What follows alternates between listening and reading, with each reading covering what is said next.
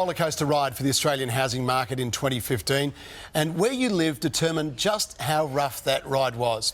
Property prices in Sydney and Melbourne saw huge increases, but that wasn't the case in all the capital cities, and it's left many wondering whether the housing bubble has already peaked. And for a guide on property hotspots for 2016 at interest rate predictions, Domain Chief Economist Dr Andrew Wilson joins us now. Good morning to you, Andrew. Good morning, Eddie. Good morning, Mark. Some parts of Sydney experienced unprecedented growth last year, but some of the market fell flat. What can we expect to see this year? Well, look, there's no doubt that roller coaster ride of the Sydney housing market came back to earth with a thud at the end of the year. In fact, towards the end of the year, we did see prices starting to fall, which is quite remarkable given those 3 years of incredible prices growth we've had. There will be a soft start to the year in Sydney. However, there's still some areas that will have growth. The areas I think that will be still attracting buyers are Tempe in the inner west, Tregear in the outer west, and Cromer in the northern beaches. So a slow start to the year. Confidence will be tested, but I think we'll see prices starting to rise again by mid-year. OK. Andrew, I keep a bit of an eye on my old hometown of Melbourne, and it's had a bit of a bumpy 2015, not probably the rises that Sydney's had. What's looking good in 2016?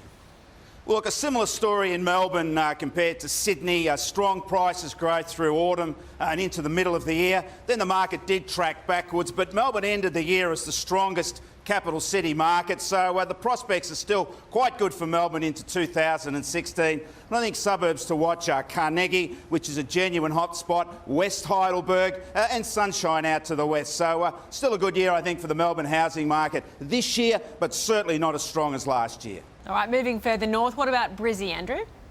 Well, look, it was a disappointing start to the year in Brisbane. Prices growth wasn't as strong as expected, but Brisbane was doing its best work towards the end of the year. An improvement in the local economy certainly helped, and I think Brisbane will have a better year this year. And I think suburbs such as inner suburban Kelvin Grove, Redcliffe to the north, and Logan Home to the south will offer good buying attraction through the year. OK, and we head across to Adelaide. You like Elizabeth East?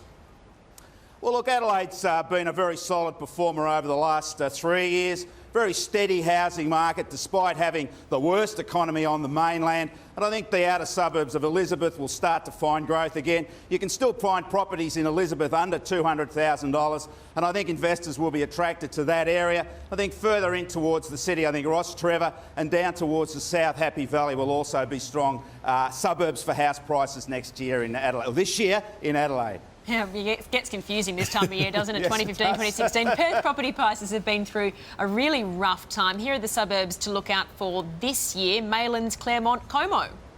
Well, look, good signs about the Perth housing market. Yes, it has been flat and prices falling for the last 2 years, but maybe some early signs of that market is now bottoming out. And I think those inner suburban suburbs you mentioned will continue to find buyers and record some prices growth this year, but a bit more confidence now about the Perth housing market this year. All right. And Andrew, what about just a quick feel for Tassie and Hobart?